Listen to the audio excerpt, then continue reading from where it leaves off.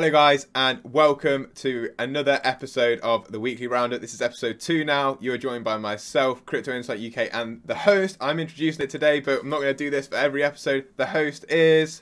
Pavman. Pavman. And Pavman, for those of you guys who don't know, he's one of my IRLs. He helps me with my Twitter page. A bit of background about him if you didn't join last week's episode. He actually has a degree in business economics, as long as I think that's right. I don't know if that's the correct title. It is correct, yes. He helps me with my Twitter feed. I chew his ear off every day about crypto. I have for 4 or 5 years. So he shares a lot of similar market insights to me with his own twists and turns. He provides a lot of the TA that you see on my Twitter. And yeah, I'm going to let him present. And from there, we're going to do this every week. He's going to bring up a list of different headlines about things we're going to talk about. We're going to have we've got a guest next week, just to give you guys a bit of an idea of what we're going to do here. So without further ado, Pav, I'll pass it over to you, mate. Let's go. Yeah, guys, welcome back to episode 2 here. It's been a bit of I'd say it's been a bit of a quiet week this week, hasn't it? It's not been too much going on in terms of crypto news, but we'll start off with probably arguably the biggest news in crypto in general. Got a lot of like airtime at the start of the week, didn't it? We'll go to the headline here. So it's all about obviously Australia introducing, I think it's 2 ETFs, isn't it? That is going to go live next year, not next year, sorry, next week. Next week, which is huge. Which is huge. Yeah, I saw like I think one like the first one was expected to bring like $1 billion of spot Bitcoin like purchasing to start with, and that was the first like actual value of like crypto or fiat that I saw to be introduced to the market. And then the second one is another Bitcoin ETF and an Ethereum ETF. Is that right? Yeah, I think this one's talking about that. Yeah. So what is an ETF then? Just for those people who don't know what an ETF is. So an ETF is like an exchange traded fund. It's basically like a contract tied to the price of the asset. So with a spot asset, with a spotlight ETF, they have to buy the actual asset and like back the ETF with that like 1-to-1 to the price. But with like a futures ETF, you basically, which is different with what's in America at the minute, you basically trade in the future price of the asset. So you don't have to have like a collateralized contract, but you do with a spot ETF. Does that help? Does that make sense? Can you explain that? That's a good definition. To be fair, I think that's a really good definition. Why is this such a big news? Because again, like a couple of topics we covered last week, I feel like it got quite a bit of media coverage, but not like I wouldn't say it got a massive amount, because I feel like the ones that got released in America when they released the futures, that got a lot more hype than what these ones are getting. Yeah, well, I'm not sure where Australia rank in terms of like commodities like rankings, but I know that like America, like 52% of the world's commodity market. So whenever something happens in America, it's like a huge share, obviously, of market proportion. So I'm not sure where Australia ranks, but I do know that like something like 1% of the Bitcoin supply was like locked up in Canadian ETFs or something silly like that, like a mad amount, like 500,000 or something along those lines. So with another ETF, a spot one, like all it means is, at some level, it's going to take some of the liquid supply of Bitcoin off the market to lock it up to be able to collateralize that against an ETF for people to then buy and trade that price. And it gives institutions basically like, it's almost like an insurance blanket to be able to buy the asset, because the institutions aren't getting direct exposure to the asset and the asset's volatility. So they can get like more insurance, etc. for that asset, because it's going through like a third party who are basically taking on all the counterparty risk. So there's less risk to it, isn't it? Basically, with this, in terms of for the customer and the consumer, sorry. 100%. You still get the same price action, the same volatility, and technically you do kind of own the asset, but you're just not exposed to the risk side of holding that asset. Yeah, but again, like, it's just huge news, because like it's gonna expose like crypto, not expose, but give people more exposure to it, like easier exposure to it. So I can't see it being a bad thing, and what puzzles me is why like your countries like America haven't given us a spot ETF yet. Yeah, I don't really understand the reason to give us a futures and not a spot. Like, I know that there's counter arguments for both, but I don't really think it makes that much sense. You've got like obviously Canada and now Australia launching like spot ETFs. So I don't know. It just gives institutions that access to put like Bitcoin on their balance sheet in terms of having that ETF option there for them. I've read a couple of things. I think it's obviously all to do with like the law and legislation. I think they are trying to pass one in the US, but obviously yet again, and we're going to go into this in this episode as well, but USA are just behind again, and it just really, again, it puzzles me why they're just kind of taking the L on this and just letting everyone kind of progress on it whilst they sit back and just try and fight it for some reason. Yeah, you got flipping Gary Gensler sitting there at the head of the SEC, bro. Just shooting that door in everyone's face. That's the problem. Yeah. And I'm sure there are a lot more like things behind the scenes, like in terms of regulation. But like, you've got some massive companies in the US who have been filing ETF applications to the SEC. And we have heard from the likes of like Raoul Pal that it is inevitable this year, and he's said apparently like through backdoor sources that it's coming like even imminently. So maybe we do see one, especially with we know that the UK, Australia, and the US have strengthened like some sort of defence partnership. They're probably in each other's ears about regulation, I would have thought. So there's more and more pressure being put on the SEC and Gary Gensler specifically to be launching a product like this, I'd have thought. But yeah, I agree with that. I mean, I can't see that taking too much longer with it, because, like I said, the longer they take, the less competitive they're going to be in like crypto in general. So I can definitely see that coming very soon. But no, that's the first bit of big news we're covering today. The next thing we're going to cover actually is we're going to our Twitter and the thread that I wrote this morning. It's a bit of a random one, to be fair. I just kind of saw some stuff about people talking about Google Trends, because I know you've been a big advocate of Google Trends in the past, and I've not really looked into it too much. So I took some time to like look into it, and I kind of just tied a few things together. Because the point I'm trying to make is, obviously you've got moving into like just the market in general here, is that people are calling for like a huge correction in Bitcoin and just the crypto market in general before the next leg up. But my argument is, how for the people who wanted to sell, that would drive the price down a lot, have already sold. And like this thread kind of perfectly illustrates that, because the first bit here talks about Google Trends and how many times Bitcoin's been searched into Google. And I know it might sound a bit of a weird thing to kind of tie that in with the price action of Bitcoin, but it does actually make a bit of a difference when you look at the chart side by side. I'm not saying it's a direct reason why the price moves, but it does definitely make a difference. And then here's the second and third tweet.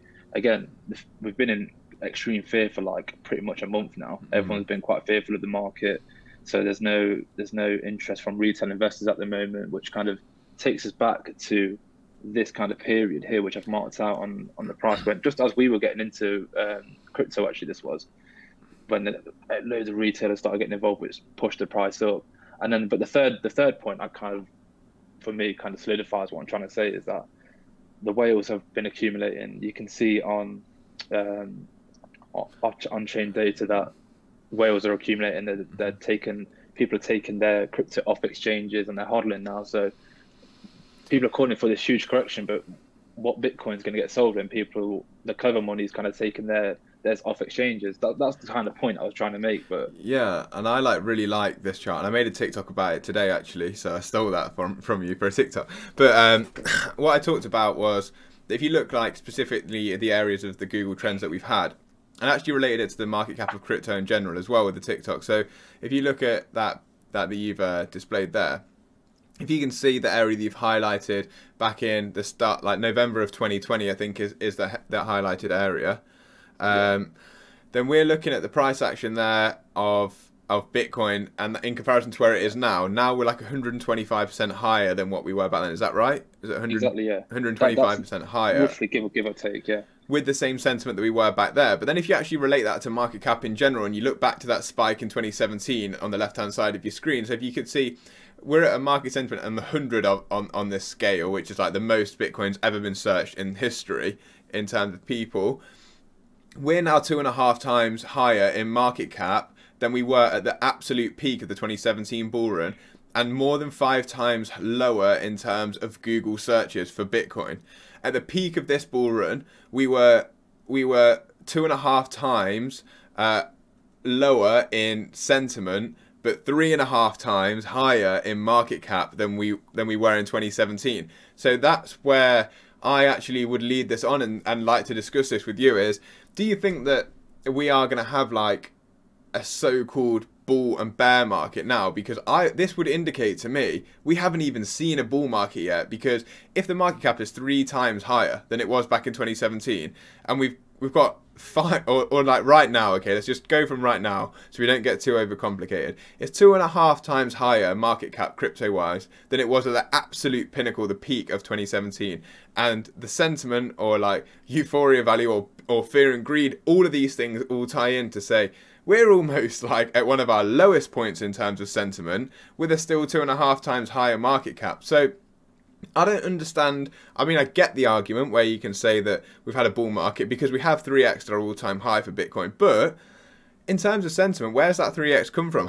It's obviously not come from like new retail investors. I know you can see that some of them are new retail investors from on-chain, and that spikes up towards April and May of last year, but it doesn't follow suit in terms of new people actually searching about crypto and trying to learn about the space in general.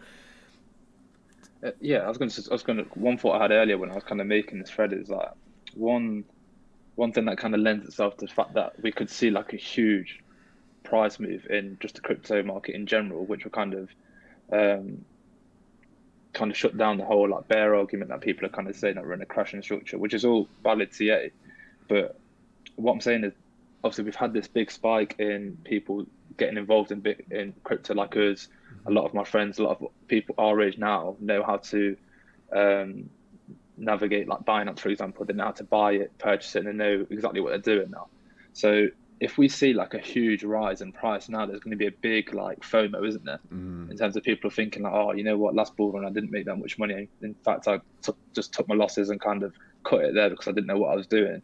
But this time, if we see like a huge run up again, they're going to be like, I'm not missing out this time. Let me get in quite early. They're going to know how to, like I said, go to Binance, deposit and buy whatever coin they want to buy. So it could be an even bigger like explosion than what we saw in this period. Yeah.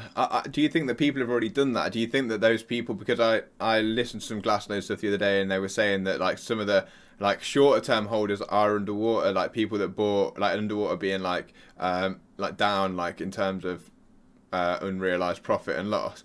Like they bought, but that also shows that like shorter term people are turning into long term holders because now they can kind of cope with the volatility. So do you think those people that you're talking about there are already like taking that into consideration? Oh, okay, well I bought actually, even if it wasn't November, let's say they bought the top in March, have they then, do you think they've sold out, or do you think they're holding their bags? And do you think that what could cause them to re-enter or add to their bags, and where is this influx of people going to come from, if it is going to come from somewhere? Because what I discussed yesterday, like last night, and actually even in a one-to-one this morning, and actually spoke to my dad on the phone about this, is like I think we've got like an institutional cushion at some point underneath Bitcoin where they'll have found what a fair value of a Bitcoin is in terms of like this exponential growth model. They'll have found like a fair value, and if Bitcoin, and it will equate to both time and price. So as time like increases, price will increase because they'll probably be pricing in like the next halving and all that sort of stuff.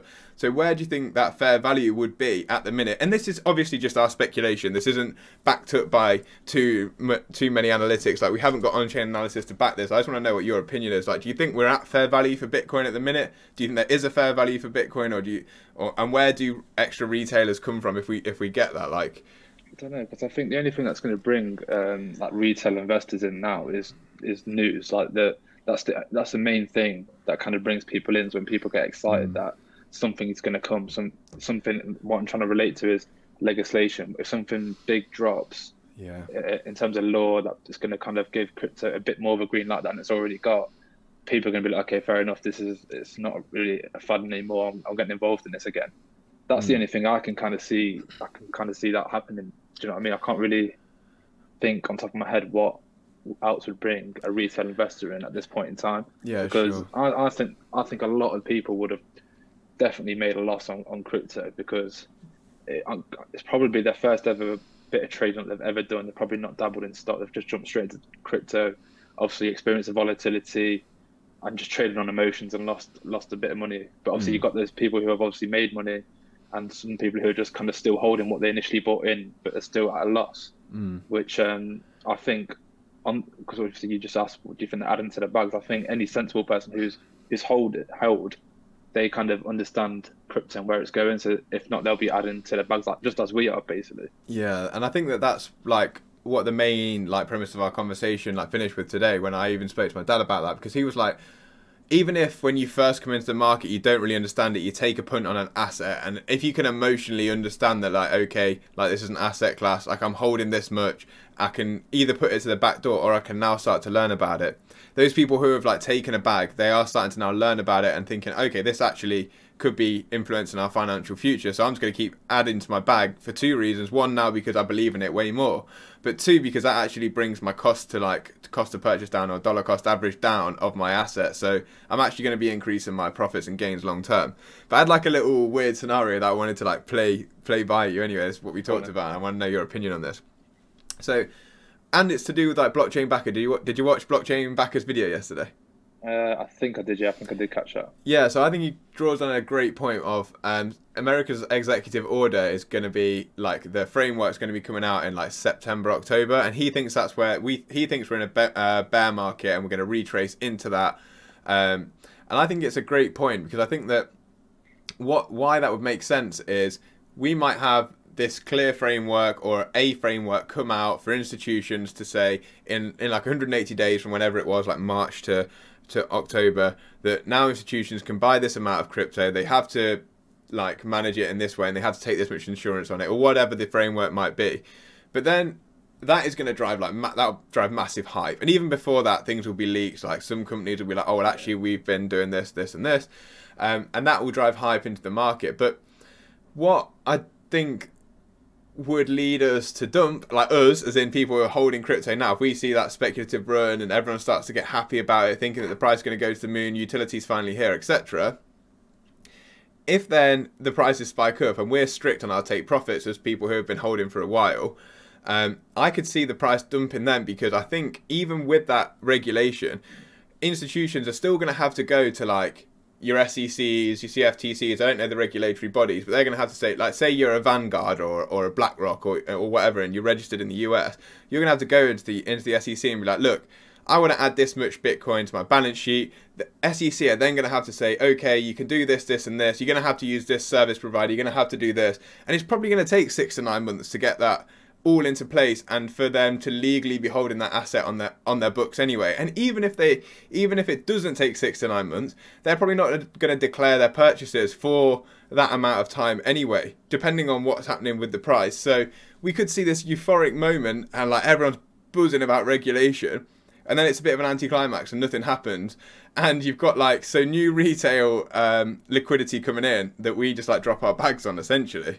Exactly. And that's where I could really see it. And Dad was saying to me, which is a great point, it's like his demographic who are sitting on loads of capital, this is where it could really be a big transfer of wealth, because they might then now be like, oh, okay, it's a valid asset class, we've got regulation, it's obviously going to be part of our future. The price starts to spike up, they're like, let's get involved, and we, as people who've been holding for a while, like sell into that asset class, and then they buy at the tops, and then it dumps again because nothing happens, because regulation's still going to take time for these companies to get the assets on their balance sheets, and we cash out, and then they sell again, and we buy it back off them at a lower price. Yeah, no, I mean, I can see that, definitely see that happening. We've seen it already. I think one thing we've learned since we've started trading is that you sell the hype, basically. Don't wait until when that event's supposed to happen. You sell before, because obviously it normally does result in a dump. But just going back to that demographic point, like what your dad said as well, I think he's spot on as well. Because I think the main thing that's stopping people his age, for example, to get into crypto is the lack of legislation. That they're kind of grown up like listening to the law, like everything has to be this. They don't really want to risk maybe potentially putting their wealth in something that's a bit unclassified at the moment. So I think they will wait for that moment, then they'll buy in. But by the time that happens, we've probably already sold.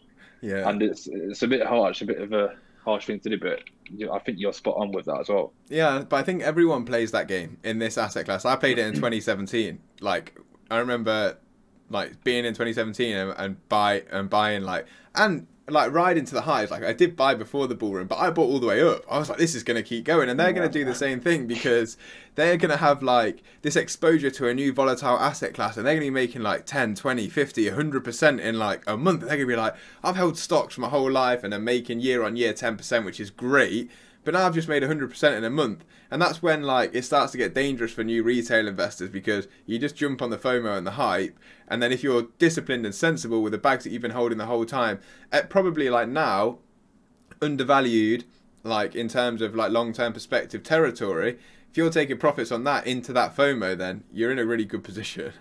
Exactly, and that's our plan, and I tend to stick to that as well, because I'm not getting, because obviously we've been bitten by that same theory in the past as well, almost like not selling into the hype properly and then getting stung by it. So I guess they'll learn, eh?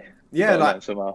Everyone has to, and like as much as it's like easy for us to sit here and say, you learn from experience, and like I'd like to think I've definitely learned from that. So I'm definitely going to be strict with my take profit plan. Like I said to the guy in the one-to-one this morning, he said to me that I want to hold my crypto long term. I'm not really bothered about taking profit. And he had quite a big bag. And I said to him, look, just think to yourself how you'd feel if you don't take profit and it runs up, like, let's say 10x and then runs back down 10x or 5x. Like, that's what happened with me in 2017. Like, I ran, and it wasn't much money. And I know you were there, like, even when I showed you my portfolio.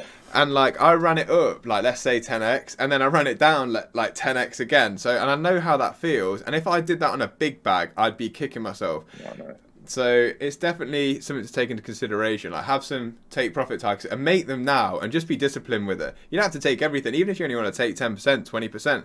Take something, because worst case scenario is you come back down, you can get back in at lower entry points with the capital you've got, or it just keeps ripping anyway, and then you'll have made extra money. So you'll have made money and cashed them out. So it doesn't really matter if it keeps going up if you don't oversell, if that's where your risk tolerance is.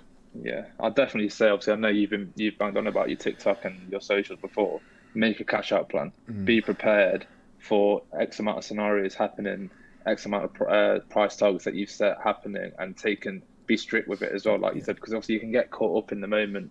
We've yet to experience this with XRP, but you can kind of get caught up in those greed candles, and you're thinking, oh, maybe I should wait a bit longer, maybe I should do this, maybe I should do that. So if you're someone listening now who's just got into crypto and you've loaded your bags up, make a cash out plan, because prepare to fail, basically. That's the best way I can kind of put it to you. Yeah, 100%. I want to add one last thing to that before we probably move on to another topic. We've been on this for a little while. Is that if you do make a cash out plan, don't cash out what you want to make. Cash out where resistance levels are from things like Fibonacci retracements or previous all-time highs. Have a look where other cryptos have gone. So just like have a look where Bitcoin's gone past its all-time high, like a 2x or a 3x, and saying, okay, well, if you use XRP, for example, a logical thing to do might be to take a small percentage at all-time high, a small percentage at 2x, a small percentage at 3x, and then look for the top of the Fibonacci extensions, for example, to execute your short-term cash out plan, just as ideas of where to cash out. Because a lot of people can then go, oh, well, $10 looks like a great figure. Like, they might be holding an asset that's worth a cent, and they might be like, yeah, I'll take some profit at like 50 cents. And it's like, well, you need to understand where the charts are telling you there's different resistance levels, and take your percentages there rather than make up a figure and take from there, is what I'm basically trying to say. Yeah, definitely. We'll move swiftly on from that, but yeah, definitely. We'll definitely do that. So the next thing we're going to look at is something you shared with me not even too long ago, to be fair. So I've only had a brief listen over this, but it's a Ripple employee, right? Her name's Sue Freeman. She's just generally just talking about Ripple and the moves they're making, and it's actually quite an interesting conversation. I'd definitely recommend you guys get onto it and just give it a quick listen. It's only 30 minutes long, I think it is. I don't know if you can play it. Can you play a little bit of it? If you go, I think it was like. Where did I send you? It was like 12 minutes from the end. 12 minutes from the end, but maybe just see if you can play it, and if you can't, then we'll see if I can play it right now. Is that loud? Oh, I can't hear it. Can you not hear it? No. I don't know. That's really loud in my headphones. It's blowing my eardrum.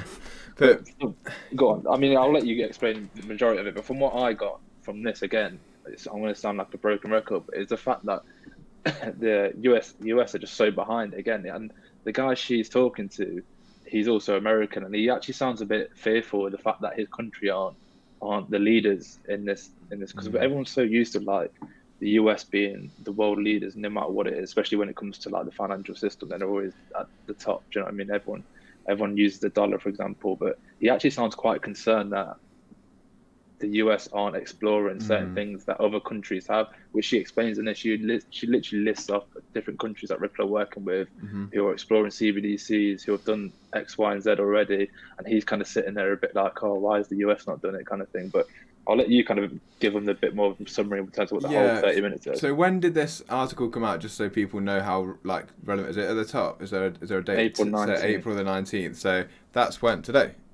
A couple of days ago, 21st today. Okay, so like say 2 days ago. So Susan Friedman, I think she's head of like policy in the EU for Ripple.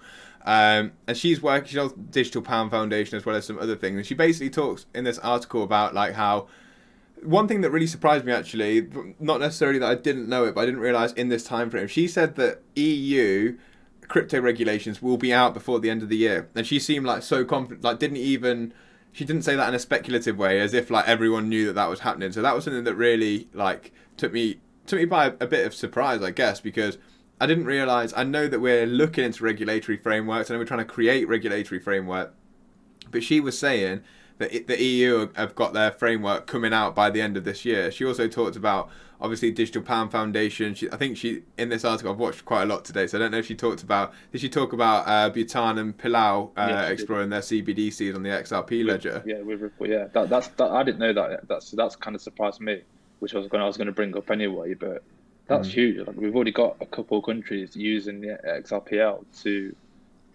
within their CBDC system, so that's kind of crazy to me. Yeah, so the interesting thing about Palau specifically is I don't think they're trying to make their own digital currency, like in terms of like the Palau whatever currency they might be, because I think they're a republic or whatever. I don't know if they are specifically a country or whatever. They might be a part of the US. I'm not 100% sure. But what they're actually doing is going to be using like a USD like a US dollar stable coin, but on the XRP ledger, but published or minted from the Republic of Palau, which I thought was pretty cool. So they're essentially creating like a stable coin on like a US dollar stable coin on the ledger from Palau, which I thought was pretty like, yeah, that's nuts to me. Bit of a mad thing.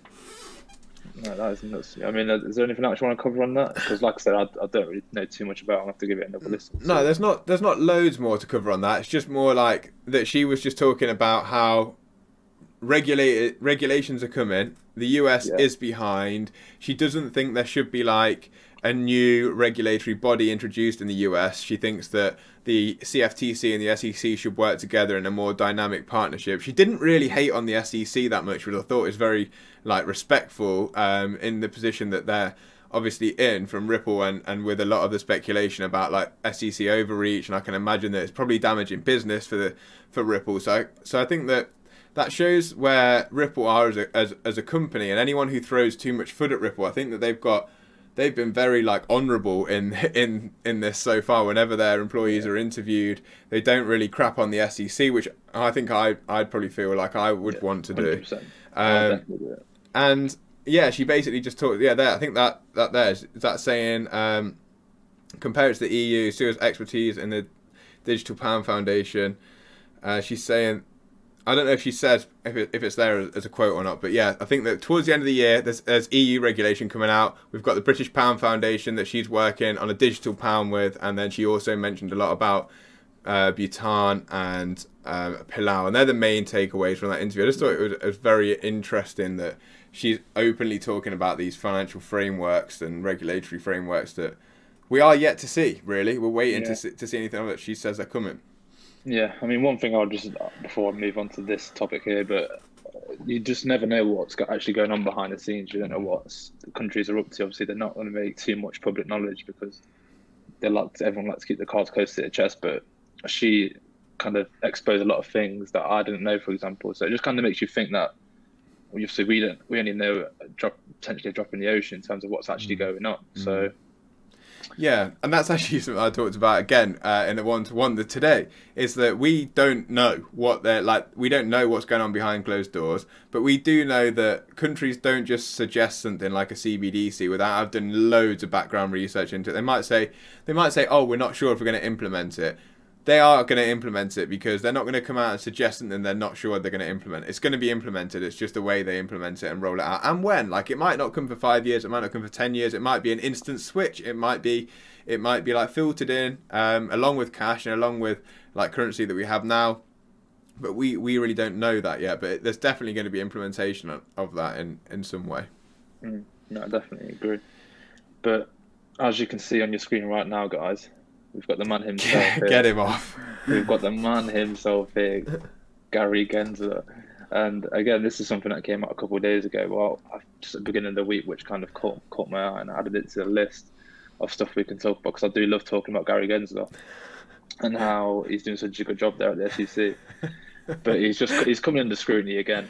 Like a lot of, as here, James Villan kind of says here, Financial Services Committee, GOP raised concerns regarding recent SEC rulemaking on digital assets, which basically just saying, criticising Gary Gensler and the way he kind of goes about certain things. And in fact, I'm pretty sure, I don't know if it's this specific article itself, but they mention Ripple and the fact that he's not made it clear. I'm pretty sure they speak about securities somewhere in there in the article. So if you've got some time, look into this topic here. Maybe not this specific article, I can't remember which one it was, but they do mention how, in fact, it is Ripple names right there. But yeah, he's under scrutiny again. I know we were kind of digging into him last episode as well, but we're here again with something completely different news. Yeah, and it's just clear that that the regulations aren't clear. that's what's clear. That's basically what it is. And now he's being not attacked, but the Financial Services Committee. That's what James Villan's talking about. They've basically highlighted the fact that the SEC aren't providing clear regulation to the space. And yeah, and Gary also has tried to last minute change some laws to give himself extra overreach into what the terminology of an exchange is, and it's made it a bit more unclear, so he can basically try and get more control of the crypto space. Oh yeah, there it is. The first rule change looks at broaden the definition of an exchange. The second rule aims to pool digital assets under the SEC. So that's kind of the opposite of what the executive order's trying to ask him to do. He's like, yeah, work together, and he's like, yeah, let's get everything under the SEC. Yeah, I'm not going to go into Gary Gensler too much, but I just don't understand how he's allowed to do this kind of stuff. Really, if I'm being honest with you, I don't understand what I'm reading wrong now. It's just ridiculous. But yeah, it's crazy. I mean, another thing actually, I've not got a tab open for it, but didn't you? I remember you said to me the other day actually that they. The SEC didn't they, or something about Discovery, how they gave the information on the last day of Discovery and they got fined for it, opposed to other people getting a lot more worse punishments for it. Again, it's just kind of something else that shows the SEC are kind of just doing what they want at the moment. Yeah, they're snaky, man. They don't. It's like they don't have a superior. Do you understand? Yeah, that's what I don't understand about this. And obviously, we're not legal specialists here, and we don't understand the legal system, especially in the US. But it doesn't make sense to me how they can come through on the last day of Discovery and put in an amicus brief. That's what it was. They basically said that they had a specialist in the crypto field write a 50-page or 500-page report or something mad and filed it on the last hour of the last day of Discovery. And then the judge said, okay, well, we can reopen Discovery so you can depose that person. You can use that as evidence. But why are they doing that on the last hour of the last day? They're supposed to be the regulatory body here. They should be the ones with pristine legal timings, everything. It should be the other way around, if anything. And Ripple, and I think that when we do get to trial, all that will probably be taken into consideration. I'm pretty sure that judges can see that everything here is not going to just go as a blind to a blind eye to the judge. But it's just hard because we want this as retail investors holding an asset that's potentially being suppressed by the price action, suppressed by this legal action. We want this to be done as soon as possible, so it's frustrating and it hurts, it's crap, but I can't imagine what it feels like to be American in this space, because if that was my legal system, I'd be going absolutely nuts. We're taxpayers are paying for the SEC to be messing about, basically. Yeah, I know. It's just, it actually is sad because you can kind of see it everywhere, obviously not just in the US, but you can kind of see it in every country how the people at the top kind of get away with literally murder. Do you know what I mean? They kind of make the rules, they do what they want in order to line their pockets, and that's literally what it is. I don't care what anyone says, that's literally why they do it. so they can load their bag and make profit of it. But yeah, he's at it again, isn't he, Gaza? Yeah, big Guzzer. Right, so let's finish this off with a bit of XRP chart. I've seen you got a tab open there for the XRP chart, Fab. Let's have a little look at what you think is going on. Just like 1 or 2 minutes. Let's round it up. What we on there, the daily. Tell me what you think is happening here. Again, if you've been a follower of Will's Twitter, which you should be if you don't, go and follow it. This is it here. I kind of tweet, I think it was at the beginning of this week or end of last week, I kind of tweeted that there's going to be a move. The reason I think there's going to be a move, not even just for this as well, I think for Bitcoin as well, which we've kind of seen it dropped off a bit today since I had a little run earlier. But I've been banging on about this wedge for a long time, even though sometimes trend lines they're a bit iffy sometimes here and there, but it's coming to the end and there's not a lot of room for it to move. Let me see what indicator. I've been having a look at his BBWP, which I'll get into after, but if you look at the RSI as well on the weekly, I think it's just kind of bounced off a support, which I tweeted about.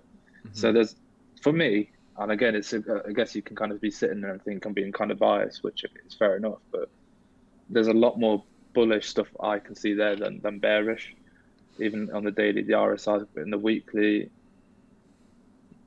as well. It's just kind of bouncing off this thing, and as you can see, there's just not a lot of room for it to move. That's what I'm kind of saying. I've not specifically said it's going to move up or down, but like I said, I think I can see a lot more bullish opposed to bearish stuff here. What do you think is going to go on? Yeah, I agree, and like it's just got to be a matter of time. Like obviously we could see capitulation in the market, but I don't really know what brings that. I don't really know what brings us to capitulate from these levels, as we talked about at the start of this episode. Like where are we going to capitulate to? Can we come down can we have a massive drop in Bitcoin? I don't really know if that's feasible at this point. We've been sitting at this level for a while.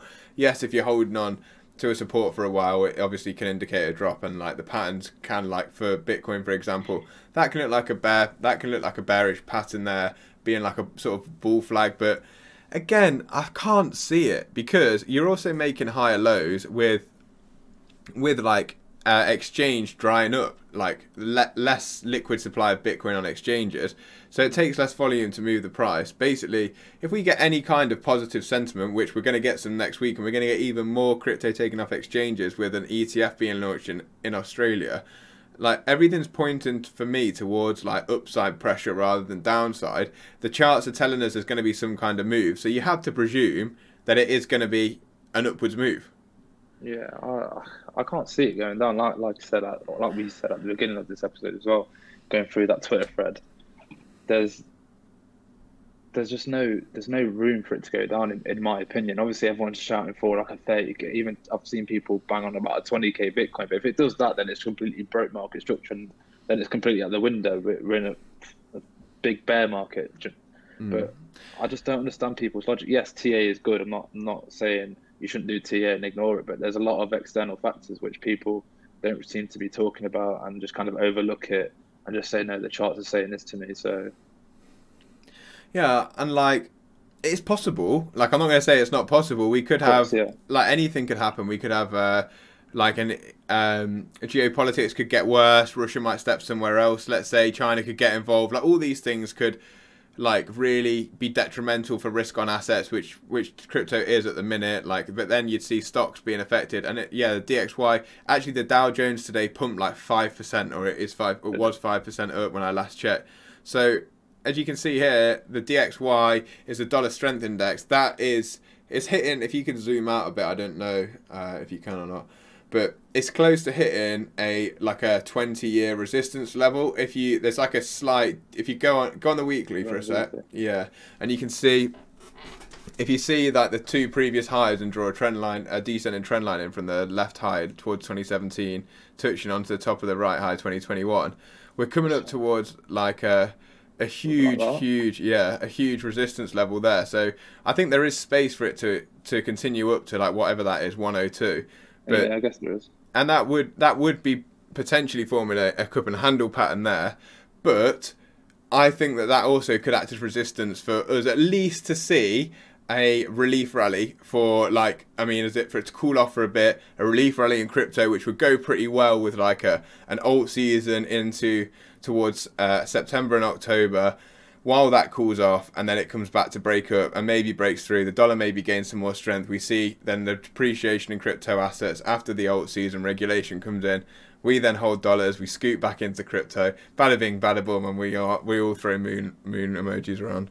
Yeah, to be fair, I mean, every time it's kind of tested this resistance up here, it's kind of had a bit of a violent like downtrend after, so that could potentially signal the start of alt season, but then that would mean Bitcoin will go up as well. But I just think there's a lot of theories out there, and I'm not discrediting anyone, because like you said, anything can literally happen. No one actually has a crystal ball and can tell you this is going to happen. So I think just stick to what you believe, and as long as you've done your own research, just trade as time goes on, basically, in terms of what's going on with like this whole geopolitical situation as well. Yeah, I'd agree with that. Like, it's very difficult to put any sort of trades on at the minute with complete conviction. So if you're convicted in your trade, do what you think is right, but also do what you think is right in terms of medium to long-term trading is probably the best way to look at things. I think that there are assets out there that have decent risk to reward if you're looking to be an investor, and if you're looking to day trade, just be careful in it. Like, keep your eye on the news, see what's going on with commodities, see what's going on with different equities markets around the world, like China, what's going on with like currencies like the Japanese yen, and all these sorts of things are things to take into consideration, especially if you're looking to take a sizable leverage trade. And things like, we had obviously earnings yesterday in the US, or the day before, we saw like Netflix take a big crumble from that. All these things are things you need to be really taken into consideration if you look into short-term leverage trade right now, because and I only say that because there's so much like influence in this market, and it is moving in correlation to what the S&P are doing, which is, until that breaks, you should be taking those things into consideration. Until we move on in our own little price bubble, you need to be taking all these external factors into consideration, in my opinion. Yeah, definitely agree with you there. But anyway, that's it, pal. I think that's it for this week. Until the next one. Thank you for tuning in to Weekly Roundup number 2. We are going to try and host a Twitter Spaces at some point. We'll put a tweet out about that. We'd just like to get some of your guys' opinion and chat to you guys and see what you want us to talk about next week. If there's any topics you want us to specifically go over. But until then, guys, thank you for tuning in. As always, my socials are at CryptoInsightUK on everything. Pabs doesn't have any socials yet apart from my Twitter, so we're working on that. We'll see what happens in the near future, guys. But thank you for tuning in. As I said, week 2, episode 2, Weekly Roundup. Peace up, A-Town down, as I should say.